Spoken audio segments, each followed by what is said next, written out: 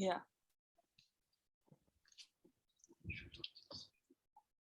I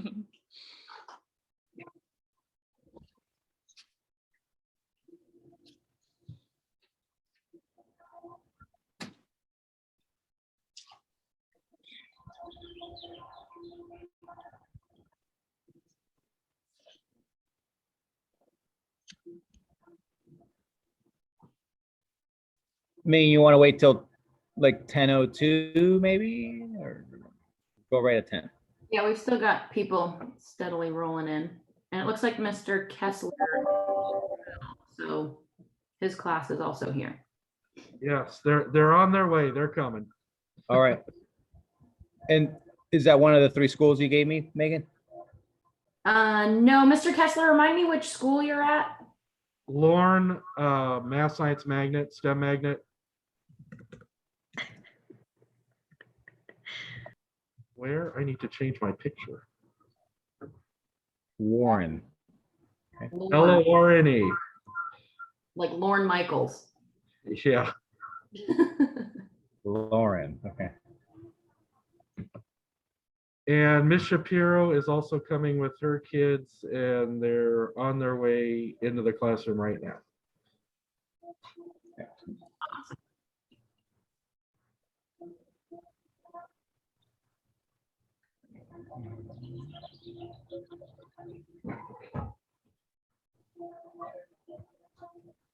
Come on, come on, come on.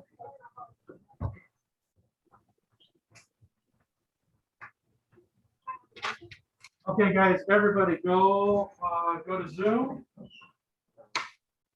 And Mic is on, Mr. Kessler. He's my other half. It's funnier this way. You may want to mute. So funny. Thank you to my students for being here. Make sure your cameras are on. With the exception of one person who's having some issues, we see your faces. It's always fun to talk to people and not little boxes. There we go. Coming on, coming on.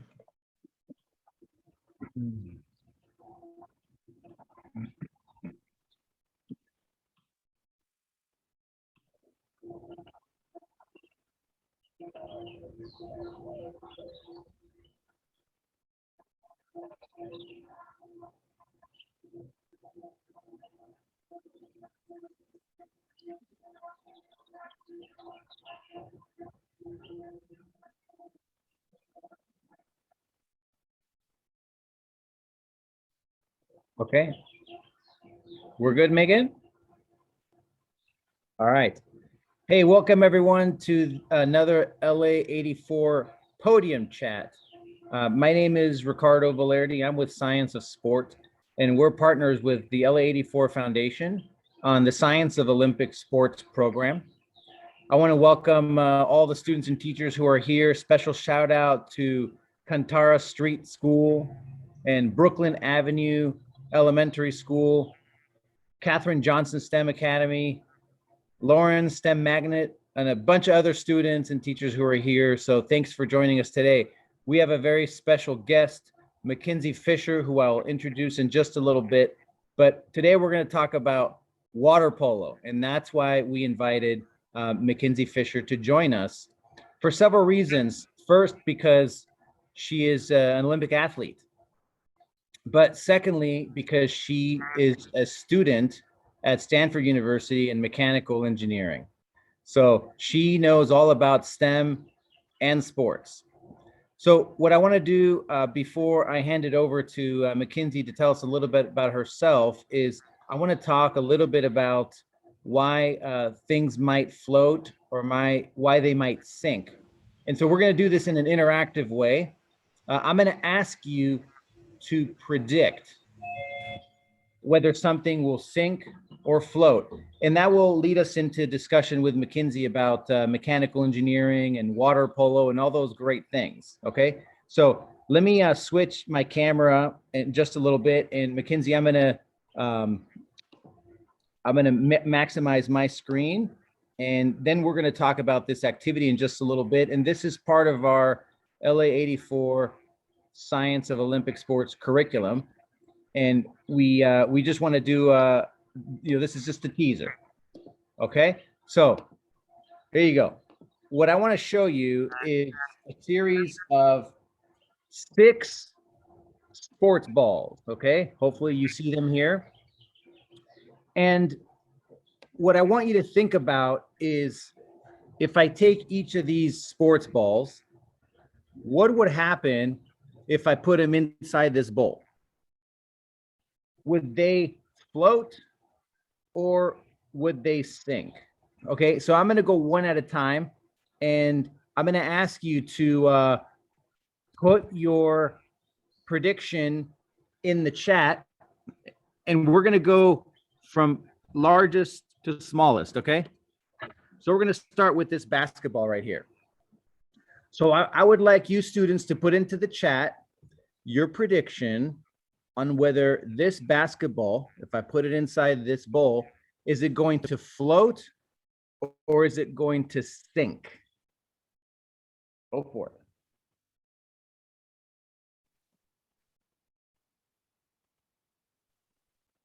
Okay, I see a lot of floats. I saw one sink, a couple of sink predictions. All right. Looking good. Keep those predictions coming in.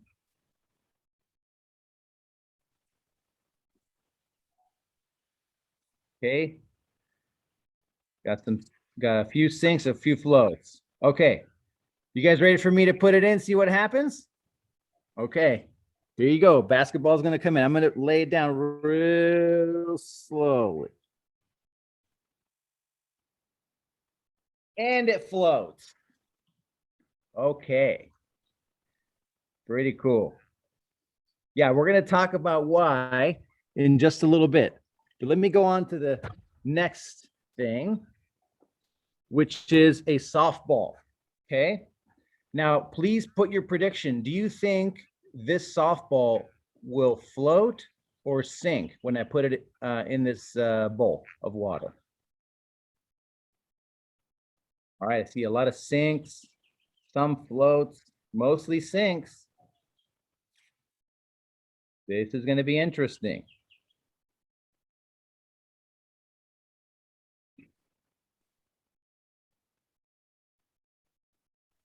Okay, we almost have a split audience here. Some people think it will float, some people think it will sink. Keep those predictions coming.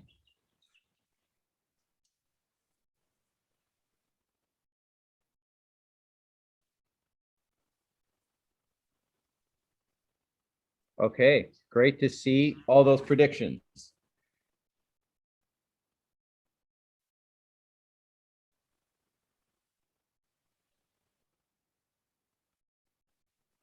Okay. All right. You guys ready for me to put it in, see what happens? Let's see. Here's the softball. I'm going to lay it in very slowly, very slowly.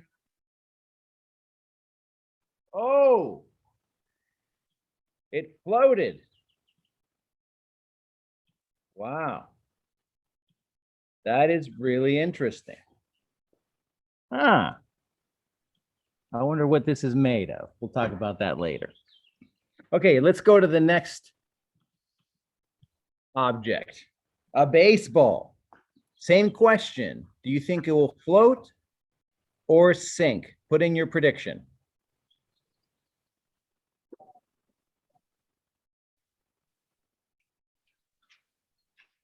And if any of you have seen a game like a San Francisco Giants game, when they hit a home run, that might be a hint.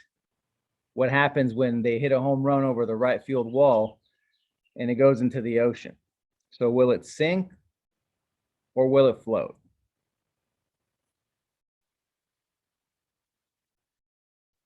All right, keep those predictions coming.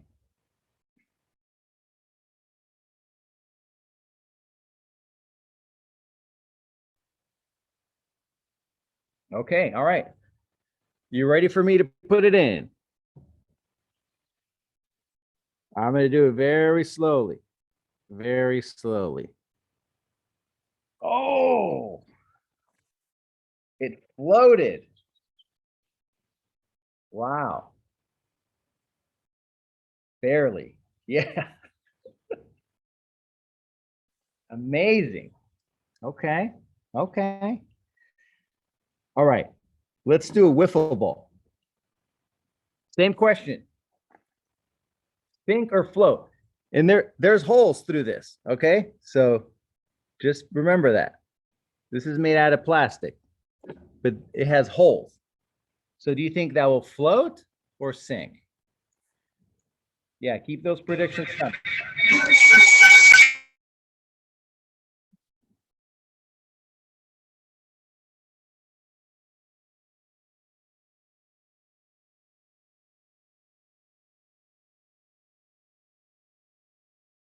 All right. Some people think, oh, 100% sink. Oh, interesting. All right. We got some confidence there. Floaters, we got some sinkers, 100% float. Okay. All right. We've got some strong opinions there. 1,000% float. Okay. All right. This will be really interesting. You guys ready? Remember, this has holes in it. Look at those holes. You can see through it. I'm going to put it in.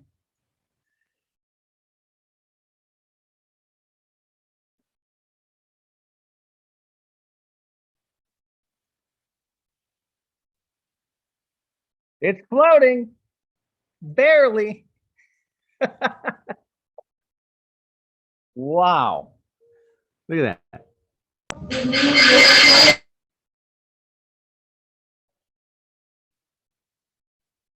It's floating. Look at it. I push it from one side to the other. It's floating. Wow. Amazing. Okay, let's do one more. One more. That's a golf ball. It's not typical white color of a golf ball, but it's a golf ball. Do you think it will sink or float? Oh, we have a lot of sinks. A few people think it will float.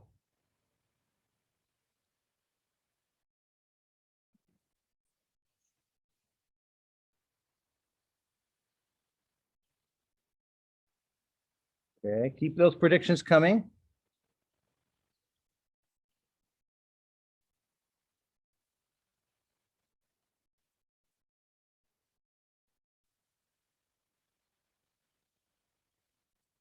Keep them coming.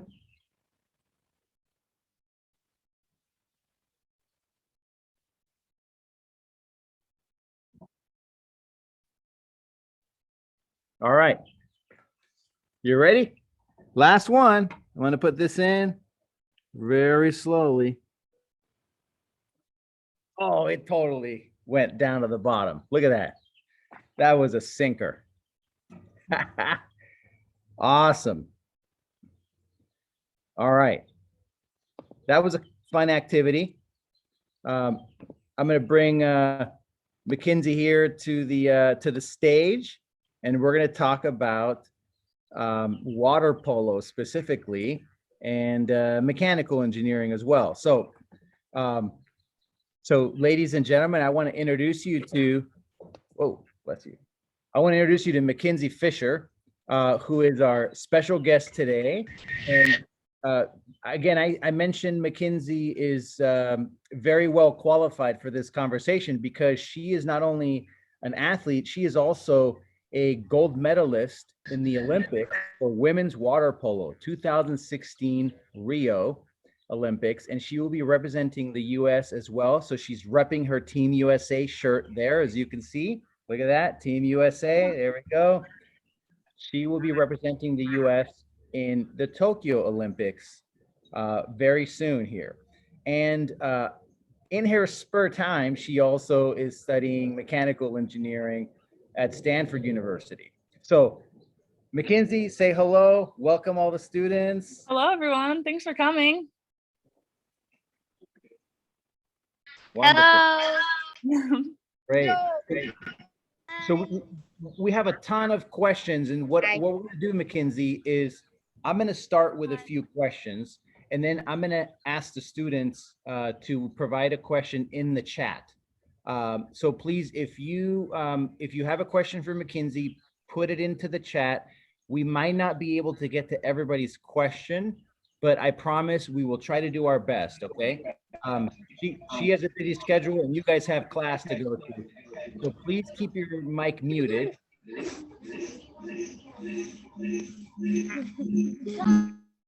All right, good. Megan's on top of that. So Mackenzie, first question relates to the activity that the demonstration that we just experienced. What was going on there? Why were some things floating and why were some things sinking? Explain to us in your own words what was happening. Yeah, so that whether an object sinks or floats is largely dependent on density. And I think someone mentioned in the chat about weight or how heavy an item was. And that's important, but density is the measure essentially of mass per unit volume. So you also have to take the volume of in this case, the ball into play. So yes, if an object is heavy, that will play a part, but also if, for example, those molecules are more spread out over a volume, then the density is less. And if the density is less than that of water, then it will float, essentially, more or less. That's very rough. But yeah, it mainly depends on the mass per unit volume. And you can kind of think about that as how like tightly packed molecules are in an object almost. So like, yes, maybe the basketball was a lot heavier, but it also had a lot more volume for that weight. And if you think about like the air inside of the basketball, that's has a lower density as well. So there's kind of a lot of things that come into play, but mostly it's mass and volume, and that's related to density, which is a material property of an object. So yeah. Nice. Well, so then let's talk about water polo and you know, why do some people float and some people sink? You know, let's talk about that. Instead of objects, let's talk about people. So I think this is kind of tricky, but everyone has a capability of floating. It's just kind of how you use your body. I guess buoyancy is a factor there. And you know, we can use egg beater. Correct me if I'm wrong, but I'm guessing it's like surface area and stuff like that, in which how we use our body to like maintain the forces, the buoyancy forces, and use that in our best benefit that allows us to float. And so it's not like really dependent on like every single person here can float. It's just how you use your body to use like buoyancy and certain forces in the water to help you remain buoyant. So let's talk about water polo specifically. A lot of students might not have played it, and they may not realize that when water polo players are in the pool, they're not standing on the bottom of the pool. They're actually swimming. So could you talk a little bit about that? Yeah, so we're well, we can't touch the bottom. Normally pools are like, you know, 10 feet deep or something like that. So it's not really possible. It's not allowed, but no one's going to go down there anyways. And so we're constantly swimming, or what we call egg beatering, which is treading water. And so some kind of like mechanical like forces that or effects that come into play there are like drag and stuff like that. And just kind of how you maneuver your way through the water most efficiently is very related to mechanical engineering. And yeah, drag plays a huge part in that. And yeah. Oh, that's good. So you're always moving. You're always moving. Yes, exactly. The basic message. You're always, yeah, interacting with the forces in the water and using those to the best of your ability. So you mentioned mechanical engineering. Tell us what that is and what kinds of classes you take when you are studying mechanical engineering at the university. Yeah, so mechanical engineering, so I kind of got into mechanical engineering because in high school I always loved like math and applied sciences, like physics and stuff like that. And those are actually largely what mechanical engineering is kind of based in, is a lot of mathematics and a lot of physics. And it's kind of like there's multiple parts to engineering. So I would kind of describe it as like there's the design, the analysis, and kind of the realization of objects and also systems.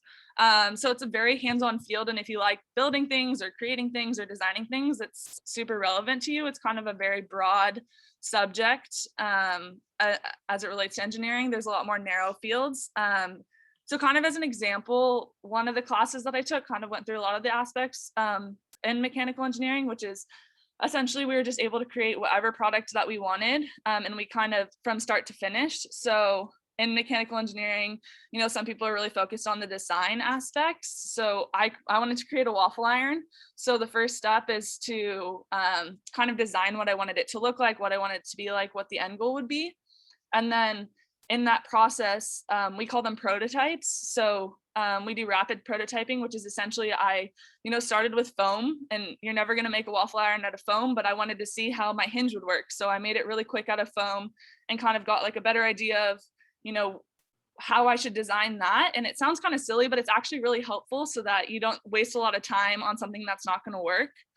So you kind of go through a series of prototyping, and I eventually got like something that looked kind of like a waffle iron. And then the next step was, okay, is it going to make waffles?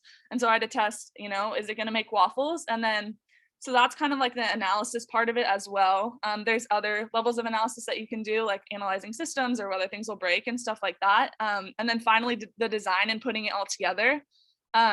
So there's other areas of mechanical engineering too. I'm focused more on product realization, which is like creating products and kind of going through that design process. But for me, that's kind of like what the steps are in my mechanical engineering journey. So that class was super awesome and it was really fun. So do you have to be good at math and science to do mechanical engineering? Yeah, so that's what I kind of love about mechanical engineering is that I love math and science, and it's a super critical role. So I would say yes. You kind of have to like math and science in order to pursue mechanical engineering. But what I love about it is that I'm also super creative. Like I love drawing and stuff like that. And so it kind of ties like this analytical side in with this creative side, which is super unique and cool. So it does have elements of math and science for sure. And that's what kind of drew me to it rather than just a strictly product design field, because I do love solving problems, and that's kind of what got me into it. So yeah, for sure. When you talked about waffles, so let's talk about food. What is your favorite kind of food?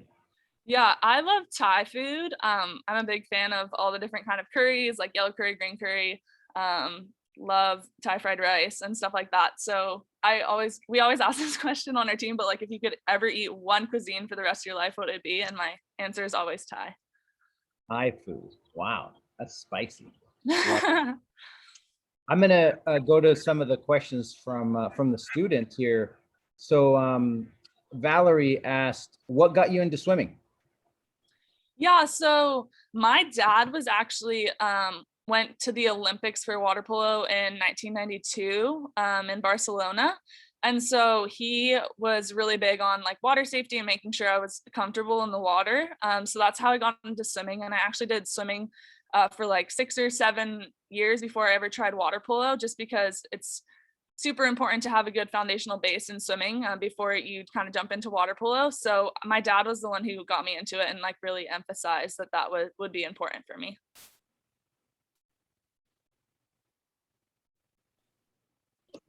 Nice, great. And so I hope you like my background since I picked a water polo. Yes, I love it.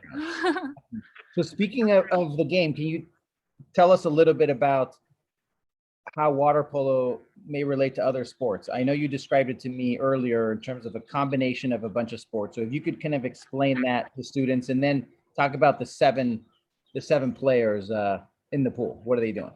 Yeah, so water polo is kind of a smaller sport, so a lot of people don't really know a lot about it. And the way I always describe it to people is it's kind of like, it's very similar to basketball. Like you play both offense and defense, but with soccer goals. So we have a big goal that kind of looks like a soccer goal, and we have a goalie in it. So it's not a basketball hoop.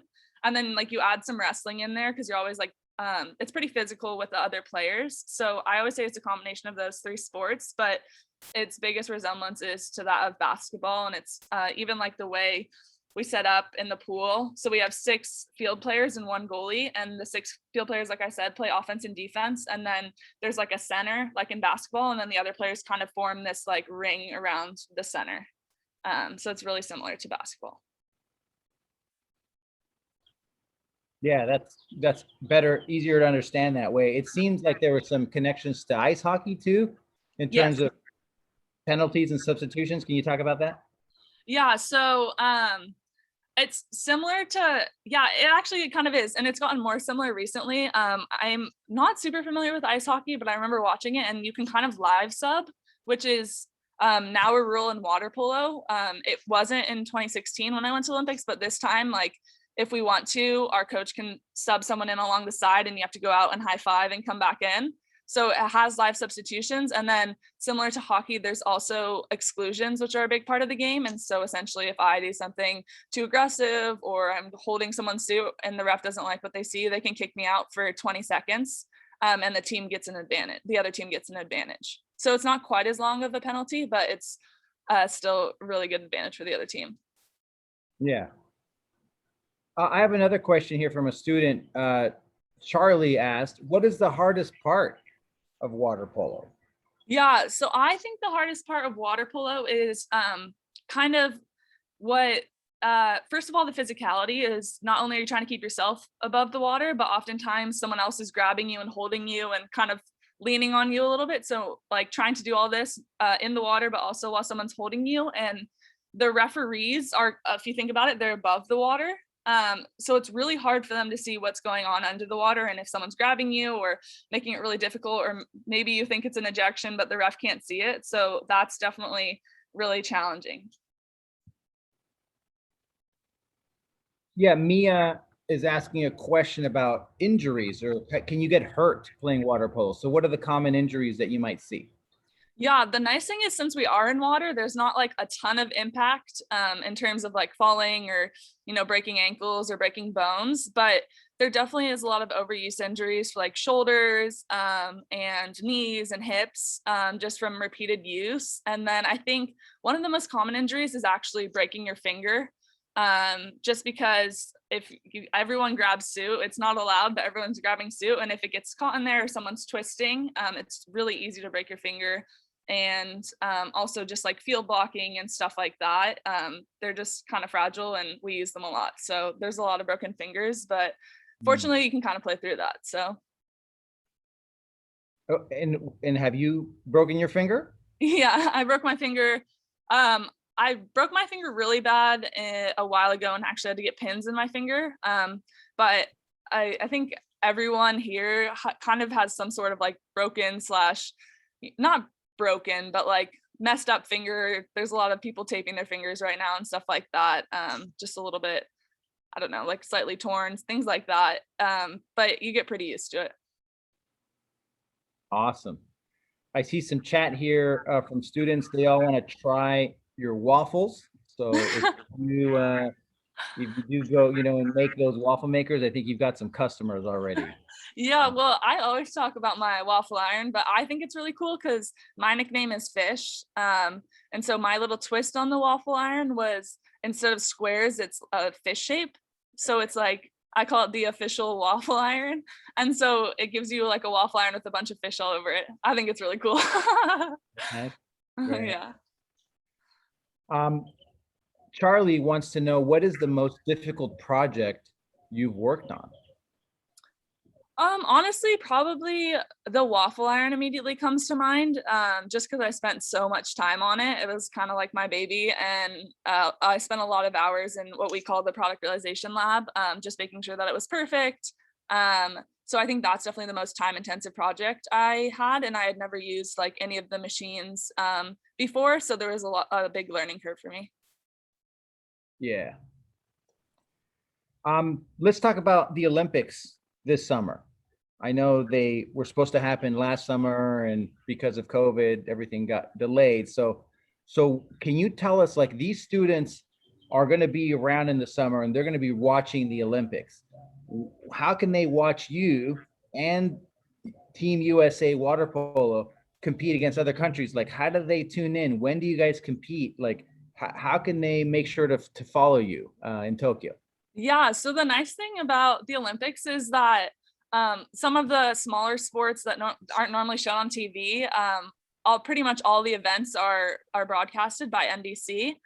So you will be able to watch. I don't know the schedule off the top of my mind, but we're gonna have quite a few games over the whole 2-week period. So hopefully one will work in with your schedule, but it should just be on streaming on your computer, or hopefully I would assume on a TV channel as well. NBC normally does a pretty good job of that. And do you know which month you'll be competing? Oh yeah, sorry. I forget. That's like such a big part of my life. It's July, so the end of July through August 9th, I think. Okay. Kind of in that range. Yeah. Okay, so end of July to beginning of August. Yeah. NBC streaming. Yes. Otherwise, it'll be really late at night here. I think it might be really late at night. Right. So Narek sent a question, wanted to know how long do you practice each day? And you should tell them that you practiced this morning already, right? So tell us about that. Yeah, my teammates are still in the water right now. They're probably a little bit upset at me, but we practiced from 7 to 10:30 a.m. So 3.5 more hours in the morning. And then, oh, they're actually coming in right now. Here's my sister. That's my sister. I'm gonna move rooms. But we practice from 7 to 10:30 a.m. So they're just getting out of practice right now. And we lift, and also, so we lift and then do swimming and some conditioning in the morning. And then we actually train from 1:30 to 4:30 p.m. And that's largely water polo. So scrimmaging and doing up and down, things like that. Wow. So that's like 6 hours a day. Yeah. So that's 6.5 hours. And then, so we train Monday through Saturday, and then Wednesday and Saturday are only morning practice. So it's only a 3.5 hour practice, and Sunday we have off. So it's a lot of volume for sure. Yeah. And it looks like you're in the gym there. So yeah. Let's go and spend some time and pump some iron. Yeah. Now I'm in the weight room. I'll get a little extra work in. Nice. One student asked how long you can hold your breath underwater. Have you ever timed that? I haven't timed that, but I would guess I could hold my breath for a minute. It would be really hard, but I think I could do a minute. Okay. Another question here from Monique. How old were you when you started playing water polo? Yeah, so I started playing water polo probably when I was 10 years old, which is pretty young. A lot of the girls actually started quite a bit later. So you can kind of get into the sport late, which is nice, just because it's a pretty small sport. One of the girls on our national team started her freshman year in high school. So it's super accessible in terms of like the learning curve. But yeah, I started when I was 10, and it was actually one of the last sports I started. I was really into soccer and basketball. And then my dad actually didn't let me play water polo until I was a good swimmer. So he kind of like lured it over my head for a while. And when I finally got to play, I think he was like doing the reverse psychology thing. Like, you can't play this sport. And then once I started playing, I fell in love with it. That's awesome. We've got a question from Sophia. What is the most important lesson you learned in elementary school that helped you achieve your goals as an adult?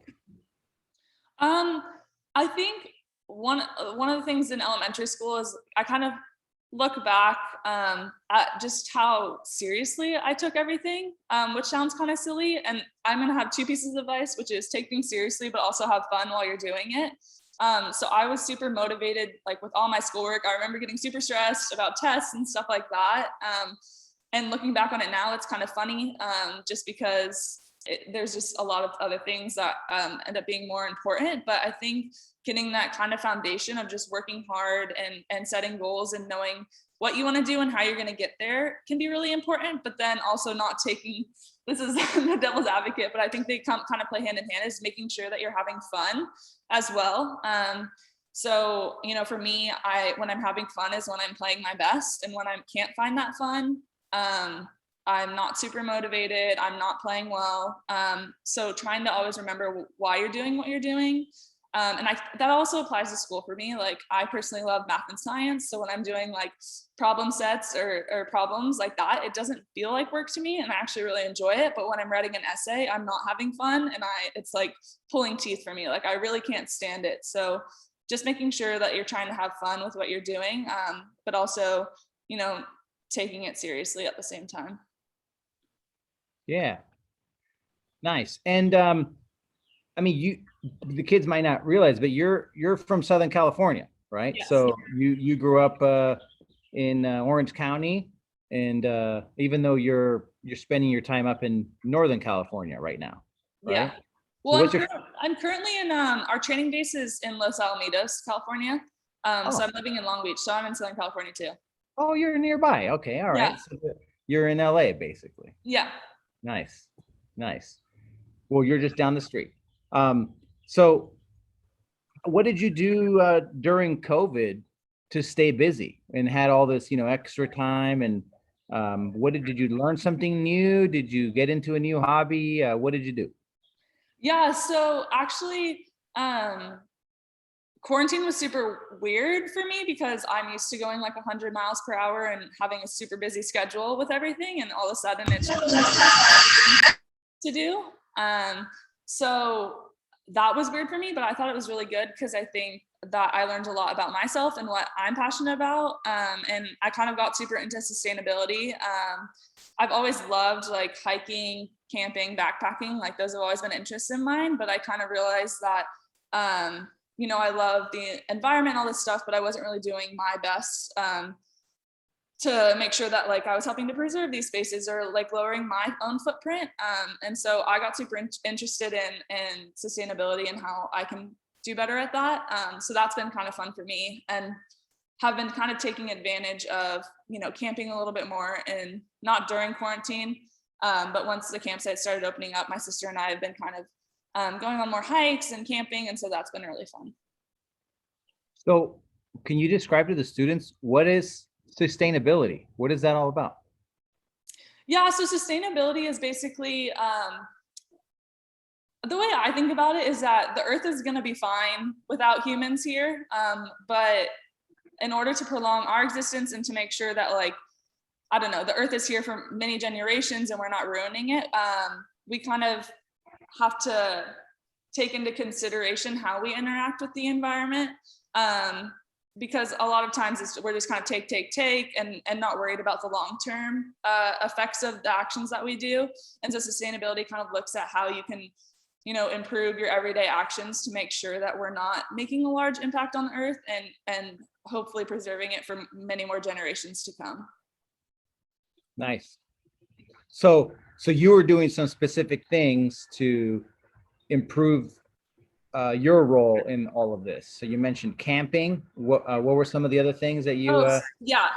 So lately, okay, so I geek out about this, but I started composting. So my dad and I started a little composting in our backyard at my house, which is essentially, you don't really realize how much food is wasted. So first of all, the first step is making sure you're not wasting food. So I've become really big on making sure I'm eating all my leftovers, making sure my fruit's not going bad before I eat it and stuff like that. Not buying too much when you go to the grocery store.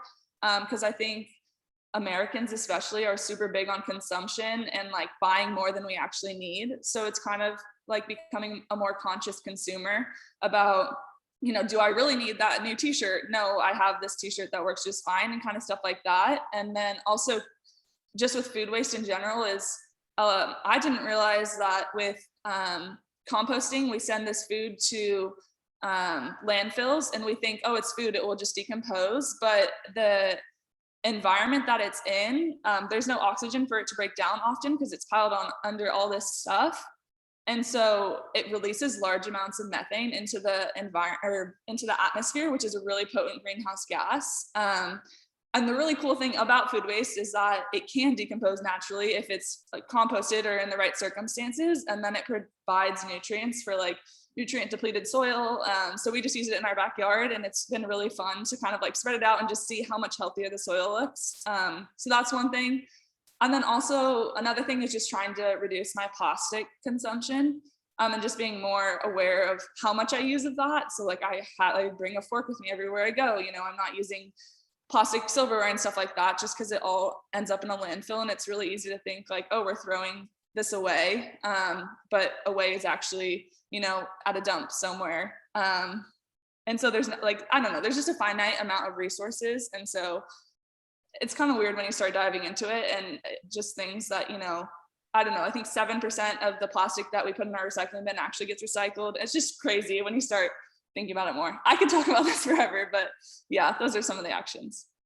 Yeah, so I think there's some interesting connections to mechanical engineering, right? How you sort of think of the environment and think of how we design products that make us better, more sustainable, or make us worse at that, right? Yeah. So how does that play into your mechanical engineering interests? Yeah, so that's at first I kind of thought that, you know, the two didn't really mesh well, and I was kind of upset about that, just because normally in product design, you know, you're trying to get the consumer to buy more and more and more, and there's things like planned obsolescence where we're like trying to make products break as a business strategy so that people buy more of your products.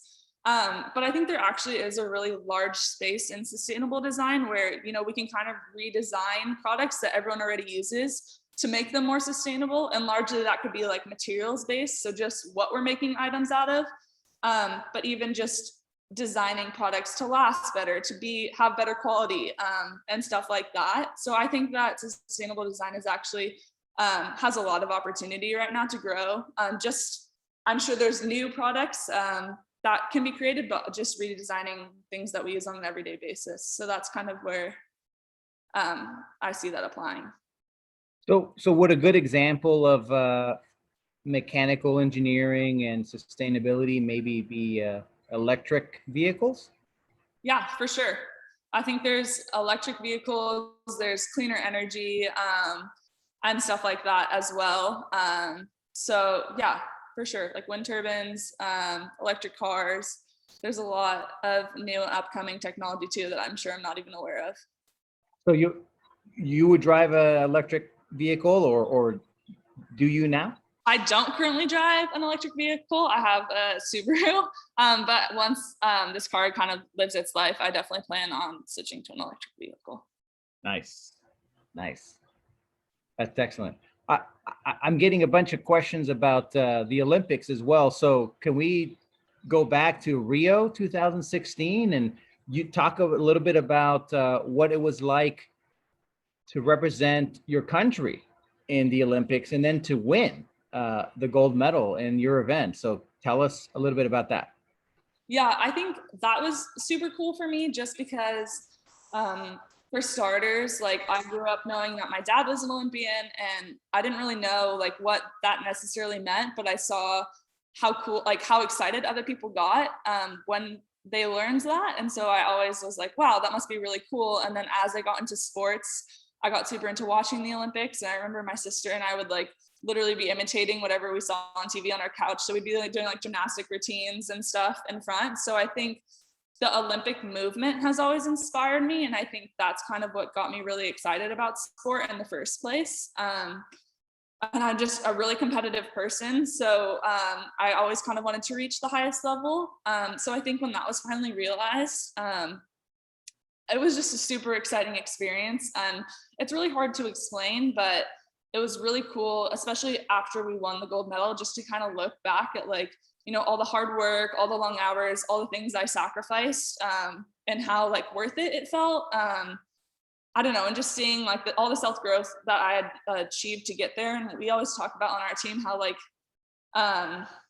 it's not always like the end goal, but like the journey. And so it was really special to kind of look back at, you know, all the friendships I'd formed, all the things I'd learned, all the places I'd grown as a person, not even in water polo. So that was super special. And then just from a competitive standpoint, like it was really fun to be like, okay, cool. Like in this moment in time, we are the best in the world. And that was really a unique feeling and a really great sense of accomplishment for sure. Nice. And there's a question in the chat about what motivates you to keep going. So can you Do you have any specific motivation, or what can you share with students about that? Yeah, for sure. I think a large part of my motivation is just how competitive I am. And I'm always wanting to do better, always wanting to perform better. You know, I've been to the Olympics once, I want to do it again. And a large motivation this time is making sure that I'm playing a larger role. I'm playing at a higher level than I did at the last Olympics. I think I played well at the last Olympics, but I know that there's another level that I can get to. So I think that self-growth, self-improvement is really what's motivating me now, and hoping that, you know, I'm in peak performance at the Olympics, best I've ever played. That's kind of what's super motivating. And then also just being with my teammates and being able to compete with them is a super large motivating factor. I'm always grateful to be a part of a team. And so, yeah, those are my large motivations. Nice. So looking forward to Tokyo, who is the competition? Who is in your way of repeating the gold medal result? I mean, who are other countries that have strong women's water polo that you really, you know, have to prepare for very well and make sure that you beat? Yeah.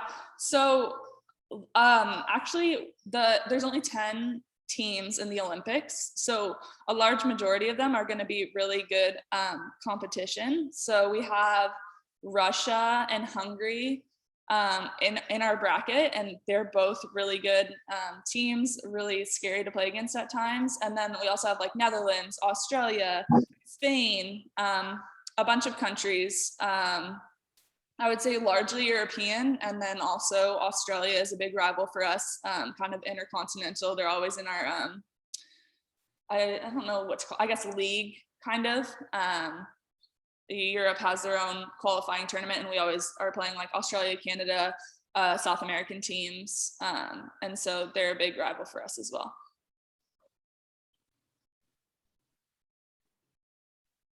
Very nice. Very nice. Hey, you know, I'm Spider-Man, and I wanted to ask you, if you had a superpower, what superpower would you have? Oh gosh.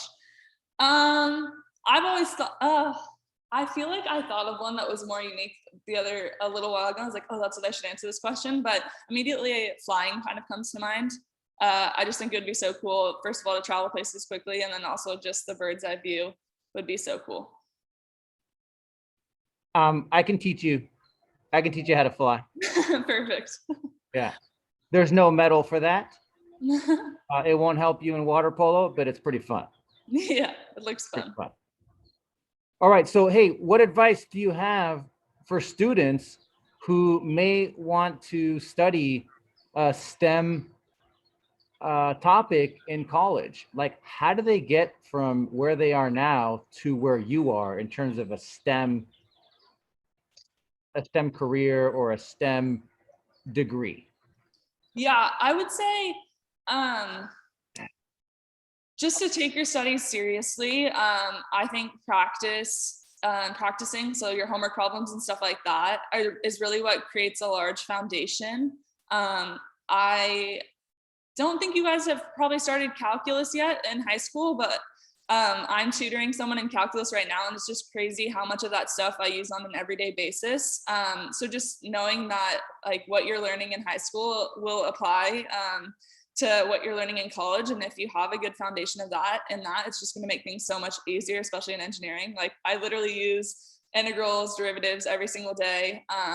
So just, I don't know, taking that seriously, but also, like I said before, having fun while you're doing it and realizing that what you're doing, sometimes I would get caught up in this mindset of like, oh, this isn't ever going to help me in the real world. But there's definitely, I think, especially in STEM, like everything is based off of everything. And so those foundational pieces are actually really important. Yeah. So when you were in, 6th, 7th grade, what was your favorite, subject to kind of learn about and dive into when you were around that age? Yeah, my favorite subject was always math. I always loved math, and it just, I don't know, I like being able to reach a solution and knowing that that's the correct answer. Like there's not really anything like wishy-washy about it. If you are able to solve it and like apply the steps that you learn, you're going to get to the right answer. So that's what I always love. So I think it's like algebra 2, pre-calc. I loved all those subjects. Awesome. Let's talk about apps a little bit, social media. What kinds of apps do you like to use? To be honest, I only have Instagram, but I really do like Instagram, and I wish that I didn't spend as much time on it as I do sometimes. But I love Instagram. I used to have Facebook, Twitter, and Snapchat, but I'm kind of trying to spend less time on my phone, so I haven't had any of those for a while. But I haven't been able to give up Instagram yet. Is Instagram a place where students can follow you? Is it a yeah. Professional? Okay, so can you tell us your Instagram? Yeah. So my handle? Instagram handle is at Mackenzie Fisher. I can type it. Oh, thank you. Let's see. Yeah, that's my Instagram. Pretty exciting. Nice. And are there photos of your waffle iron on your Instagram page? There are photos. It's like from a year and a half ago, but if you go down in my feed, you will see a very large picture of my waffle iron. I'm very proud of it. So that's awesome. So teachers, I wanted to give you a chance to ask a question. If you wanted to unmute your mic or type it into the chat. Any of the teachers want to chime in and make some other connections that might be worthwhile here between what Mackenzie has talked about and what you're covering in your classes?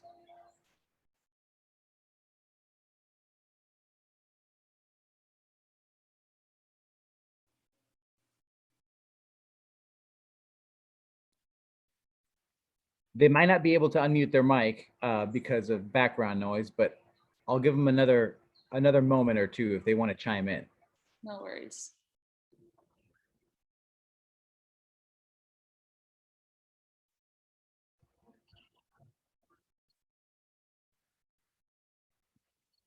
Okay, no input from teachers yet, but I'll keep monitoring the chat here.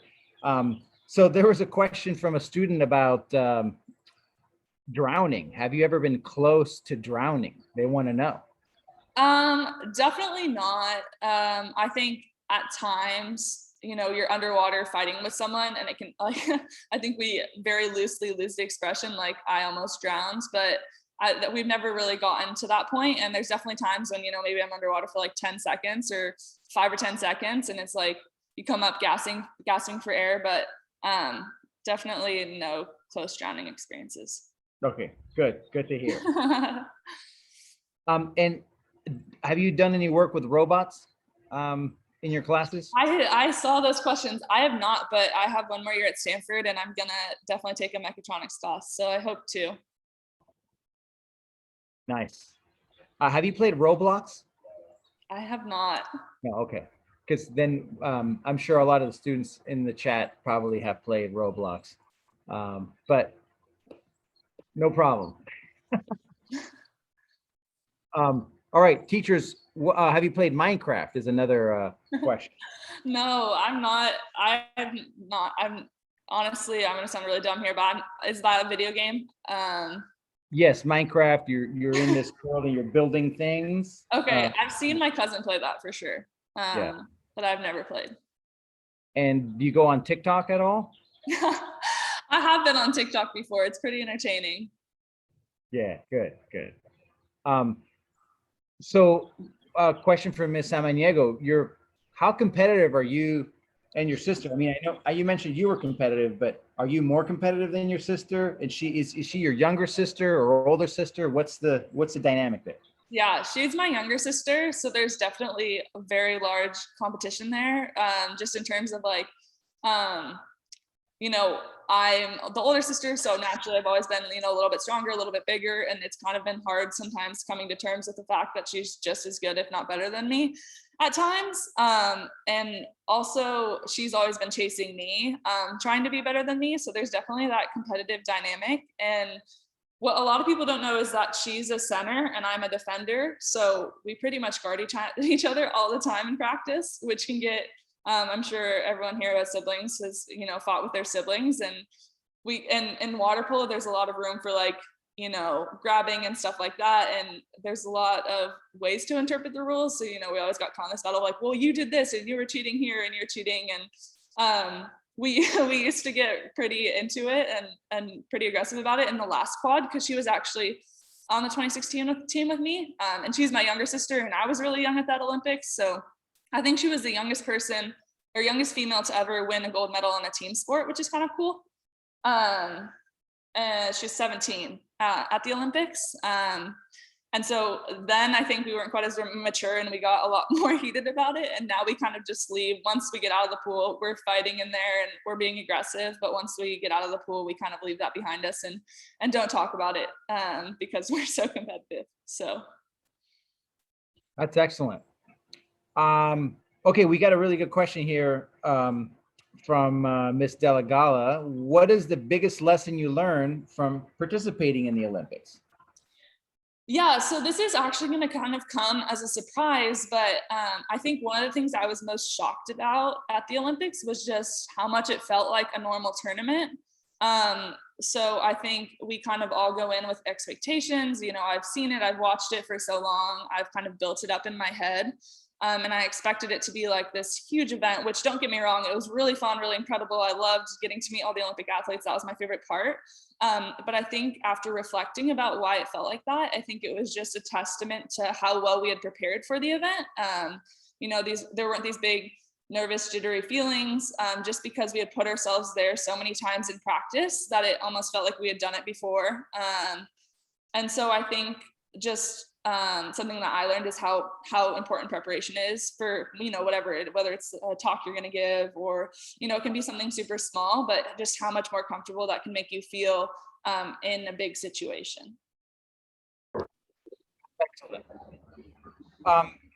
Well, we want to be respectful of your time, and I want to thank you for spending this hour with us. I know you have a busy schedule, but I want to wish you the best of luck with your studies at the Olympics this summer. Bring home the gold. And we are all going to be watching you and following you on Instagram. Late July, early August, tune in for Team USA Women's Water Polo. And please, students, help me thank Mckenzie Fisher for spending time with us today and sharing all these great stories and great insight into mechanical engineering and water polo. Thank you, guys. I had a lot of fun today. I hope you did too. Thank you. Thank you. Thank you. Thank you. Thank you. Thank you. Thank you. Thank you. Good luck. Thank you. Thank you, guys.